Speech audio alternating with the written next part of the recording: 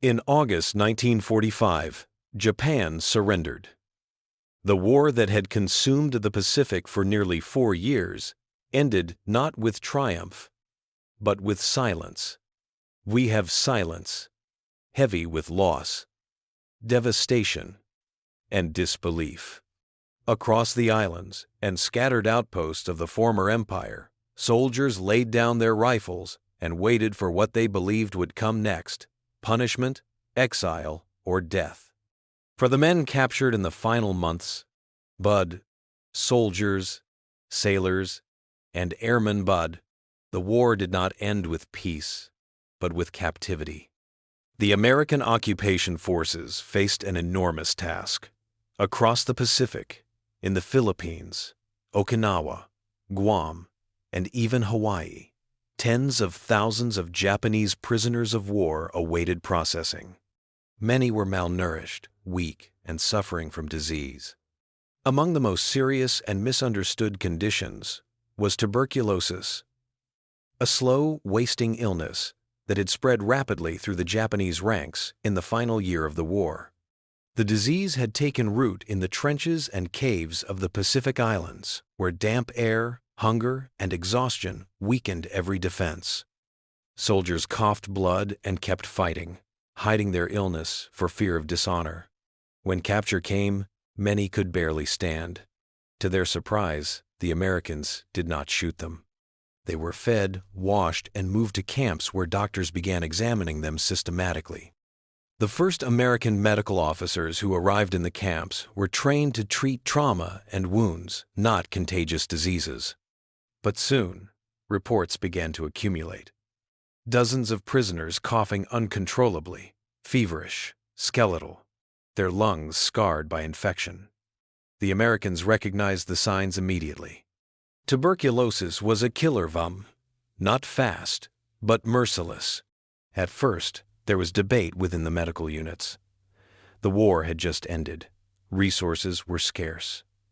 The priority was rebuilding and caring for American troops. Yet for every Japanese prisoner too sick to move, there was a medic or doctor who refused to look away. Many of them had served in field hospitals, seen death without judgment, and carried a quiet conviction that medicine was not bound by nationality. So, slowly, treatment began. Isolation wards were set up in makeshift barracks. The Americans called them "Vine the White Tents," though few inside believed they would leave alive. The doctors worked with limited supplies, crude x-rays, outdated antibiotics, and the simplest tools of care: food, fresh air, rest, and time. To the Japanese prisoners, the experience was incomprehensible. They had expected vengeance. Instead, the men who had bombed their cities were giving them medicine. For soldiers raised in a culture that saw surrender as shame, this kindness was not relief, but confusion. Some refused treatment at first, believing they did not deserve it. Others whispered that the doctors were experimenting on them. But day after day, the Americans kept returning. They cleaned the wounds, measured temperatures, took notes in quiet English voices. They did not speak of politics, only of progress. Some of the sick began to recover. The coughing slowed, their weight returned, and their fear softened into curiosity. The doctors noticed it too. How the patients began to lift their heads when approached. How their eyes followed the nurses. Movements with trust, instead of suspicion. The transformation was slow, fragile, but undeniable. By the end of 1945, hundreds of Japanese prisoners across the Pacific were alive because of medical decisions that had defied anger and exhaustion. It was not mercy as much as principle, a belief that healing could outlast hatred. For the men who survived, that first winter of captivity would become a memory they could never explain. The moment when the war ended, not with a weapon, but with a stethoscope. The camps were quiet places now. The guns had fallen silent, the guards stood at ease, and the sound that carried farthest was not shouting or gunfire, but coughing. It came from the long rows of canvas tents that shimmered in the tropical sun, where Japanese prisoners lay on wooden cots beneath mosquito nets, struggling to breathe. The Americans called them WW2 tents. WW2 they stood apart from the main camp, a precaution to prevent infection. For the doctors and nurses stationed there, the work was relentless. Tuberculosis did not wound like bullets or shrapnel. It consumed slowly. The men inside those tents were no longer soldiers, only patients. Their pale, hollow-eyed figures wrapped in thin blankets, their bodies wasting away while their minds drifted between shame and survival. Each day began at sunrise. The American medical staff moved through the tents with stethoscopes, notebooks, and bottles of medicine that were precious and few. Penicillin was still rare, and the newer drugs used to treat tuberculosis were in short supply. Instead, they relied on rest, nutrition, and sunlight rest, the old triad of care. Windows and flaps were kept open to let the air circulate.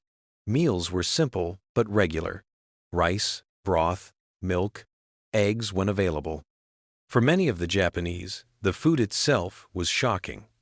They had eaten little more than rice and salted fish for months, sometimes less. Some refused to eat at first, believing the Americans were testing them. Others, too weak to resist, accepted the bowls quietly and soon found their strength returning. The American doctors worked methodically, detached, but compassionate. They spoke little to the patients, except through translators. Their faces gave nothing away, neither anger nor pity. Yet their hands moved with care, adjusting pillows, changing dressings, taking pulses. The sick men watched in silence, unsure whether to feel gratitude or humiliation. Among the prisoners, rumors spread. Some said the Americans were treating them only to use them later, that they wanted to keep them alive for experiments or propaganda. Others, more observant, began to suspect another truth that the doctors simply could not ignore suffering, even that of former enemies. Days turned into weeks. The coughing lessened in some tents, grew worse in others.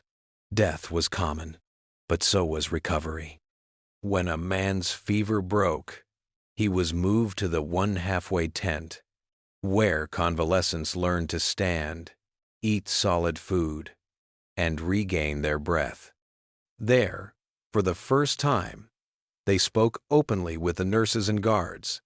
The conversations were simple: about weather, about food, about life back home, but each word carried weight. To the Americans, these exchanges were routine, but to the Japanese, they were transformative. They had grown up under a system that had taught them the enemy was subhuman.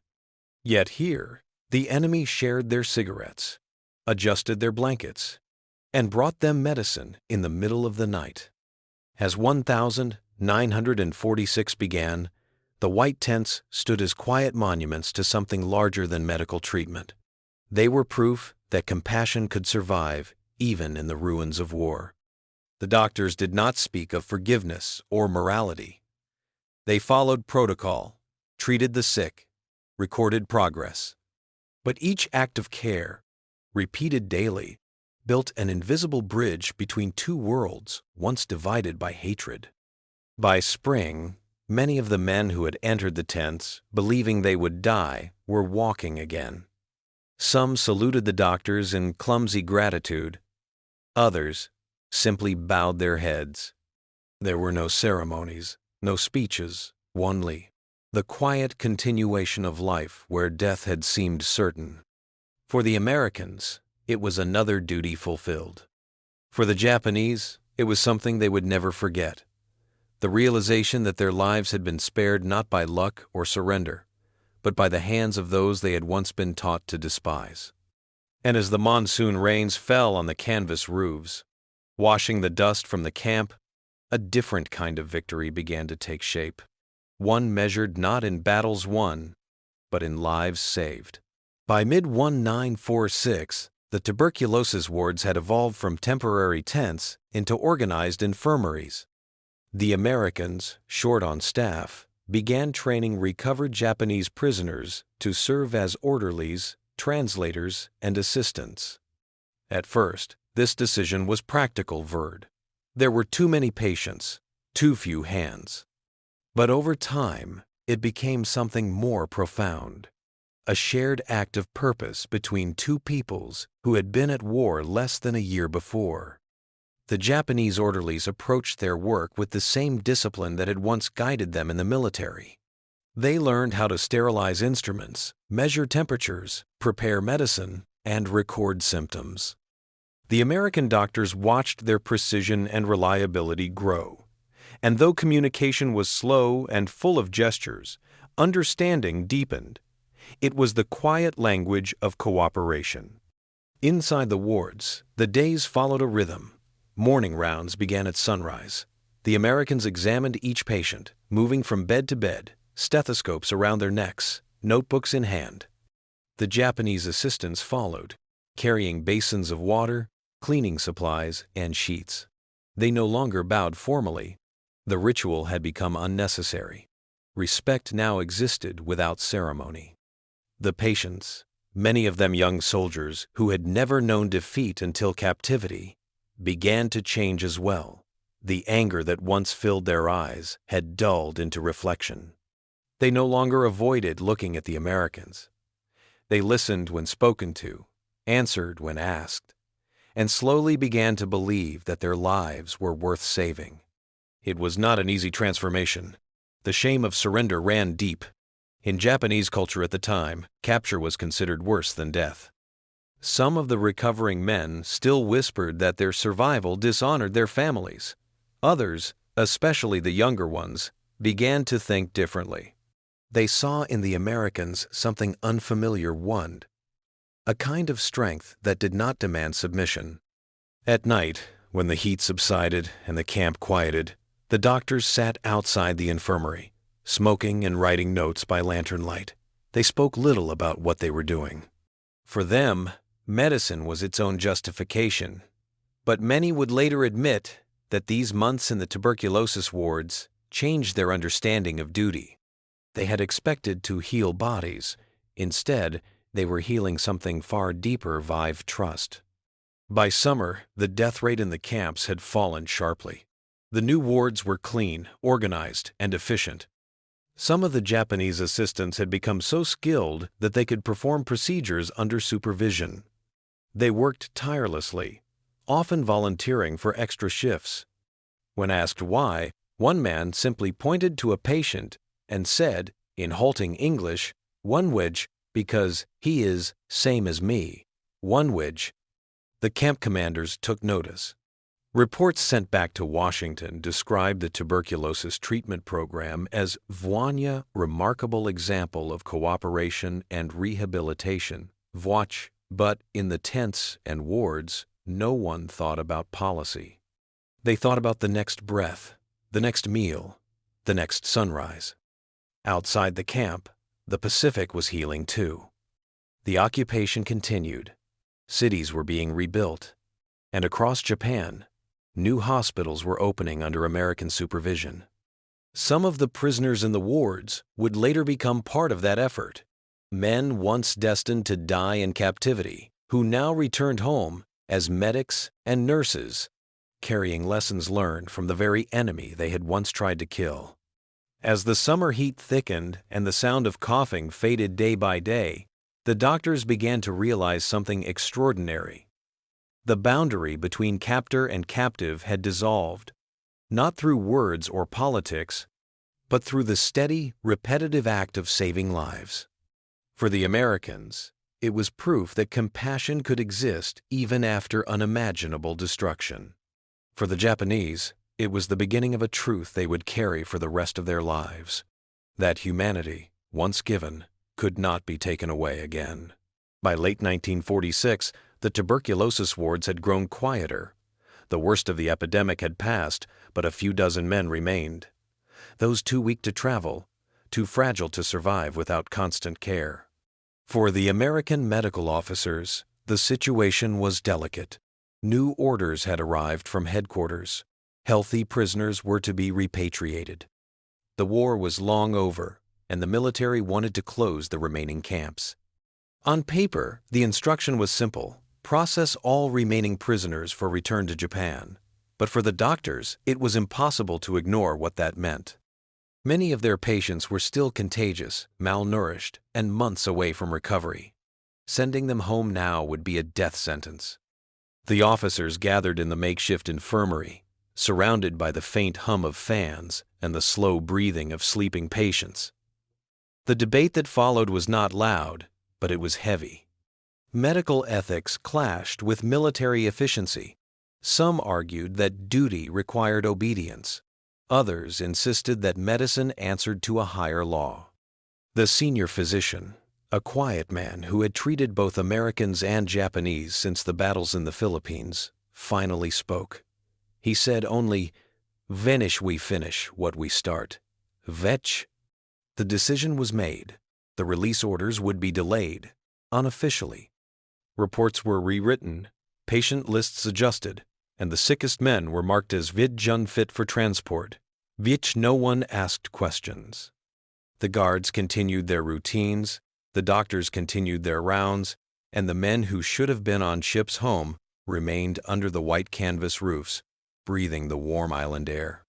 For the Japanese prisoners, the news was confusing. They had heard rumors that others were leaving, returning to the ruins of their homeland. Some were desperate to go, to find family or die on native soil. Others, aware of their condition, accepted their fate with quiet resignation, but what none of them expected was that their captors would choose to keep them alive longer than required. The doctors worked tirelessly. Supplies were dwindling. Many of the nurses were being reassigned. Still, every day they cleaned the wards, replaced bandages, and adjusted the fragile bodies of men too weak to move. The Americans no longer saw prisoners, only patients. The line between mercy and duty had long since vanished. One American nurse kept a journal. In it, she wrote, "We treat them as we would our own. The disease does not care what uniform they wore. Vut." Her words reflected the unspoken truth of the camp. Vut. That war had created enemies, but medicine had made them equal. Outside, the sea shimmered against the horizon. The warships that had once patrolled it were gone, replaced by merchant vessels and fishing boats. Life was returning to the Pacific. Inside the infirmary, however, time seemed suspended. Every breath drawn by a recovering man felt like a small act of defiance against the logic of war. Weeks turned into months. Some of the patients began to walk again, their coughs fading, their bodies regaining weight. A few, too damaged to recover, slipped away quietly in the night. For each one who died, the doctors worked harder on the next. When headquarters finally inquired about the delays, the reports sent back were calm and clinical. One treatment ongoing. One che they read. Veiji, transport not advised. Veiji. By then, no one questioned it. The war was over, and in its wake, small acts of conscience were overlooked. In a world eager to move on, a few doctors and nurses had chosen instead to remain forward, bound not by orders, but by the simple conviction that saving a life, even an enemy's, was its own form of peace. As 1947 began, the war felt distant, but in the tuberculosis wards, it lingered in the air, won not through hatred, but through memory. The camps had grown small, reduced to a few dozen patients and the remaining American medical staff. What had once been a scene of fever and coughing now resembled a convalescent hospital, where time moved slowly and silence became a language of its own. The surviving patients were changing. Those who had hovered near death months earlier now stood in the sunlight each morning, breathing deeply, testing their lungs. Their faces had filled out, the sharpness of starvation replaced by color and calm. They worked quietly in the gardens behind the infirmary, tending to rows of vegetables planted by the nurses. The act of planting and harvesting void of creating life from soil void became a small ritual of recovery. For the American doctors, the atmosphere had transformed as well. They no longer referred to their patients by number, but by name. Some names were hard to pronounce, but the effort mattered. Each patient had a chart, a story, a rhythm of progress that was carefully tracked. The language barrier persisted, yet it no longer seemed to matter. A gesture, a nod, a faint smile communicated what words could not. In the afternoons, when rounds were finished and the air grew heavy with humidity, the doctors and nurses sometimes lingered outside the ward. The Japanese patients, too, sat in the shade, their thin hospital clothes fluttering in the breeze. Occasionally, an American medic would hand out cigarettes or watermelons from the supply truck. At first, the Japanese hesitated to accept them. Later, they accepted without formality, with the quiet ease of equals. For many of the Americans, it was the first time they had been this close to men they had once been taught to kill. They had fought through jungles and islands, seen friends die, and carried hatred as a weapon. Now they were dressing wounds and holding thermometers under the tongues of those same enemies. It was not forgiveness, Wud, it was recognition. The Japanese survivors, for their part, found themselves questioning everything they had believed. They had been raised to think that Americans were ruthless and cruel, that surrender meant dishonor, and that death was preferable to captivity. Yet here they were, alive, because of the same people they had been told would destroy them. Their gratitude was quiet, almost embarrassed, but it was genuine. Some of the convalescents began to help the doctors voluntarily. They swept the floors, fetched water, folded blankets, and assisted with basic care for the weaker patients. The Americans did have asked for it. The help came naturally, as a gesture of respect. It became a rhythm of cooperation. Hands that had once held rifles now held medical instruments, towels, and cups of water. In the evenings, a phonograph sometimes played outside the tents. American records, soft jazz, slow ballads, filled the air. The Japanese listened without understanding the lyrics, but the sound itself seemed to soothe them. One night, a patient with a fragile voice began humming along. The melody was unfamiliar, but the nurses joined softly, and for a moment, the ward became a place not of war, but of shared humanity. By summer, the doctors knew most of their patients would live. Their lungs were scarred, their bodies thin, but they would survive. The Americans began preparing new reports for repatriation, not because they wanted the men gone, but because they were finally well enough to go home. Before leaving, many of the Japanese patients presented small gifts: folded paper cranes, carved pieces of wood, tiny handmade fans. They bowed deeply, their gestures precise and wordless. The doctors, unsure how to respond, simply saluted in return. It was the end of their time together, but not the end of its meaning. What had begun as duty had become something sacred, a reminder that even in the ruins of war, compassion could restore what violence had taken away. The tuberculosis wards would soon close, their tents dismantled, their patients sent home across the Pacific. But long after the ships departed, the memory of those quiet mornings, with the sound of steady breathing, where once there had been silence, would remain. By late 1947, the tuberculosis wards were nearly empty.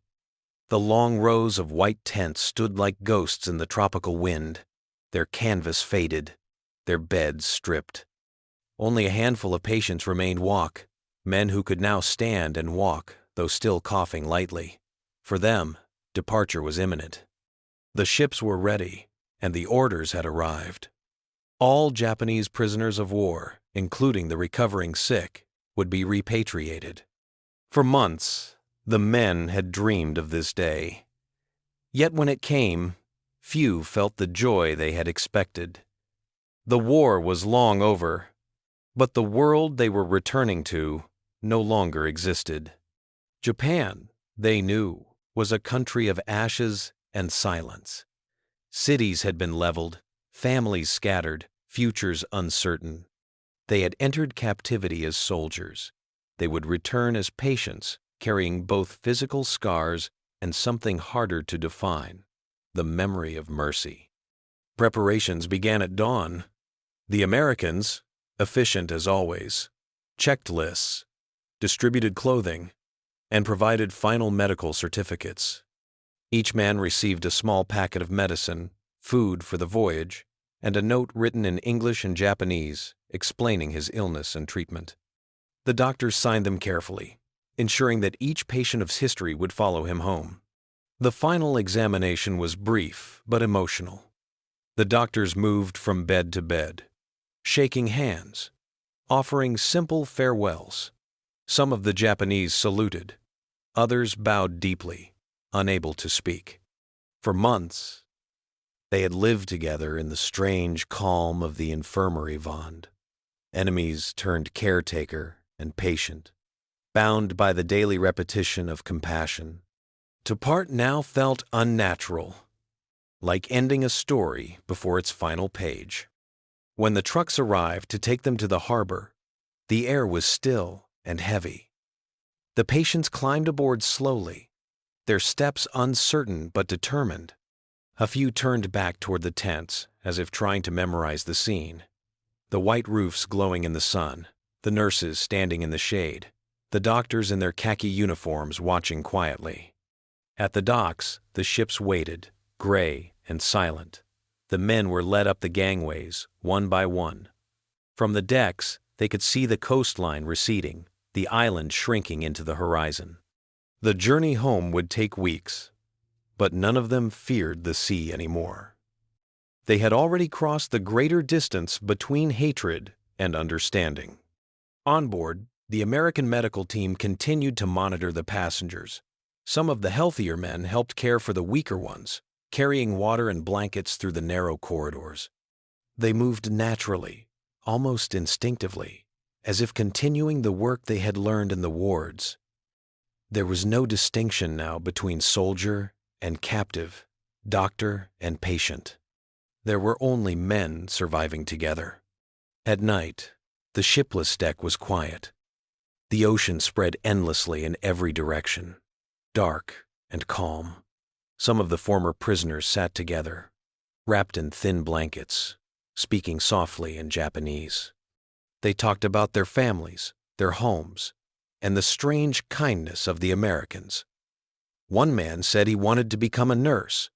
Another simply said, "One." They treated us as human beings. One. When the ships finally reached Japan, the sight that greeted them was both familiar and foreign. The ports were crowded with people, the ruins of warehouses still visible along the coast. The returning prisoners were met by medical teams from the Japanese Red Cross, many of whom were astonished by their condition. They had expected men broken and dying. Instead, they found survivors weak but clean, treated, documented, and ready to begin life again. The American doctors watched from the deck as the men disembarked. They waved once, briefly, and then turned away. There were no ceremonies, no speeches, no photographs, only the quiet knowledge that something meaningful had been done, something that would outlast the orders, the uniforms, and even the memory of the war itself. For the Japanese men walking down the pier, the air smelled of home and salt. The journey was over, but the lessons they carried welled about mercy, dignity, and the strange power of compassion would remain with them forever. In the end, they had been saved not just from disease, but from despair. The men arrived home to a country they no longer recognized. Japan in 1947 was not the empire they had left behind. It was a wounded nation learning to breathe again. Cities lay in ruins, factories were silent, and the countryside was filled with orphans and widows who moved through life with quiet endurance. The returning prisoners stepped off the ships into this silence. carrying small bags, medical certificates, and the invisible weight of what they had lived through. For many of them, the homecoming was not triumphant, but uncertain. The old military codes still lingered in people's minds. Surrender was a stain that did not fade easily. Some civilians avoided looking at them. Others greeted them cautiously, with politeness but without warmth. To the Japanese public, these men were reminders of defeat, of a war that had promised glory but delivered ruin. Yet among the former prisoners there was a calm that others did not understand. They had seen the worst of war and the best of peace, not through ideology, but through medicine. The memory of the American doctors and nurses who had saved them followed them into every room, every conversation.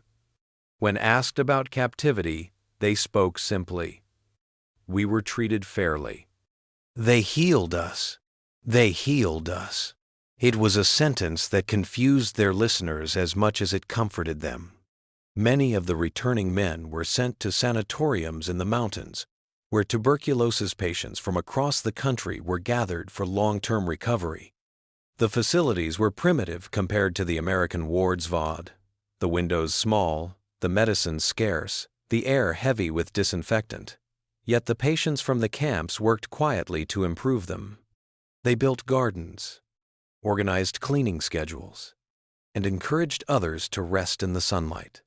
When doctors noticed their discipline and calm, they asked where they had learned it. The answer was always the same. Vainjin captivity. Some of the former prisoners became orderlies or medical assistants, continuing the work that had given them purpose in the American wards. They cleaned instruments, tended to patients, and followed procedures learned from memory. Their efficiency impressed the Japanese staff, who began adopting some of the same methods VAS, simple acts of hygiene and care that made recovery faster. Outside the hospitals, life was harder. Jobs were scarce, food scarcer. Many of the survivors returned to find their homes gone and families missing. The government offered little help. The occupation authorities focused on rebuilding cities, not lives. Yet those who had been saved by American doctors carried a strange resilience. They had lived through illness and humiliation, but they had also seen compassion at its most unexpected. It gave them quiet strength. Letters began to appear, written carefully in broken English, addressed to U.S. military hospitals and Red Cross offices across the Pacific. The writers were former tuberculosis patients from the POW camps. They wrote to thank their doctors and nurses, to say that they had survived, that they were home, that they remembered. Some letters reached their recipients months later, passed from office to office, eventually finding the hands of the people who had once worked under the white tents. For the Americans, those letters were among the few reminders of the war they cherished. In Japan, the stories of the survivors spread slowly. Journalists interviewed a few, but the country was not ready to dwell on its past. Still, the men continued to speak to students, to neighbors, to anyone who would listen. They did not tell tales of captivity or shame. They spoke of doctors who had refused to abandon them, of a war that had ended with acts of healing instead of hatred. As years passed, many of them lived quiet lives. Some married, some raised children, some returned to work in hospitals or clinics. They did not consider themselves heroes. They carried no medals, no recognition, but they had witnessed something that most of their countrymen never would: the humanity of their former enemies. And though they rarely spoke of it, every time they heard someone cough war, a harsh, echoing sound that reminded them of the wards war, they remembered the white tents, the smell of antiseptic, and the steady hands of the doctors who had chosen compassion over vengeance. For those who survived, the war had not ended in surrender, but in mercy. And in the quiet streets of post-war Japan, that memory endured like a hidden light once, unseen by most, but impossible to extinguish. Decades passed. The men who had once lain dying beneath the white tents grew old, their hair gray, their memories softened by time. Japan rebuilt itself into a nation of cities, technology, and light. The ruins had vanished, but for those who had lived through captivity and illness, the past remained quietly alive, fervined not as bitterness, but as gratitude. Some of the former prisoners became doctors and nurses themselves. They never forgot the discipline, patience, and gentleness they had seen in the American wards. When they trained younger generations, they spoke of cleanliness, precision, and respect for life, lessons born not from textbooks, but from survival. They rarely mentioned where they had learned them. Only sometimes, late at night, would they tell a student or a friend, "Wanjin, my teachers were the enemy who saved me." Wanjin. In the 1960 seconds, as relations between Japan and the United States normalized, a few of those survivors began to write again. Their letters were carefully worded, polite and formal. They addressed them to hospitals, army bases, and universities, hoping to find the doctors who had treated them. Many of those doctors had long since retired or moved on, but some replies came back, short, humble, filled with warmth. The words were simple. "Wang ni, I remember. If I'm glad you lived. Watch." For the Japanese survivors, those replies meant more than they could say. They had spent years in silence, uncertain whether their memories were shared by anyone else. Now, in those few lines, they found proof that compassion had been mutual, that the men and women who had cared for them had not forgotten. Some of them traveled to the United States as part of reconciliation visits in the 1970 seconds and 1980 seconds. They stood in front of former bases that had once been POW hospitals, now turned into schools or parks. A few met aging American veterans who had served as medics. There were no speeches about victory or defeat, only quiet handshakes, bowed heads, and long silences filled with understanding. One survivor, now an old man with trembling hands, laid a single white flower on the ground where the infirmary had once stood. When asked what he was thinking, he said softly, "I remember the smell of medicine and the sound of breathing. It was the sound of life returning." Honestly, back in Japan, those memories became stories told to grandchildren, our stories, not of battles or hatred, but of kindness in impossible times. For children who had grown up in peace, it seemed almost unbelievable that after a war so brutal, their enemies had chosen to heal rather than harm. Yet in these quiet accounts, they found the real legacy of that generation, have a lesson that humanity could survive even its darkest hours. The American doctors who had treated them grew old as well. Many had gone on to practice medicine in civilian hospitals, carrying with them the same lesson they had learned in the islands of the Pacific, that compassion is not a strategy or a duty, but a form of resistance against destruction. When they spoke of the war, they did not talk about victories or campaigns. They talked about the tents, the coughing men, and the slow, miraculous return of breath. In time, the story of those tuberculosis wards faded from official histories. It was too quiet, too ordinary, compared to the grand narratives of battles and politics. Yet among the people who had lived it, it remained the defining truth of their lives, that the war had not ended with surrender, but with care. When the last of those former patients died, their families sometimes found small relics kept for decades. A folded note written in English, a nursed name tag, a vial once used for medicine. These were not trophies of war, but symbols of gratitude. We evidence that even amid devastation, mercy had been possible. The world remembered the war for its violence, but those who had been saved remembered it for something else entirely, for the hands that had refused to let them die, and for the quiet conviction that healing an enemy is the truest victory of all. And so, long after the white tents had been taken down and the ocean between nations had grown calm again, the memory of healing endured as a whisper of humanity carried across generations, proof that compassion, once given, can outlive any war.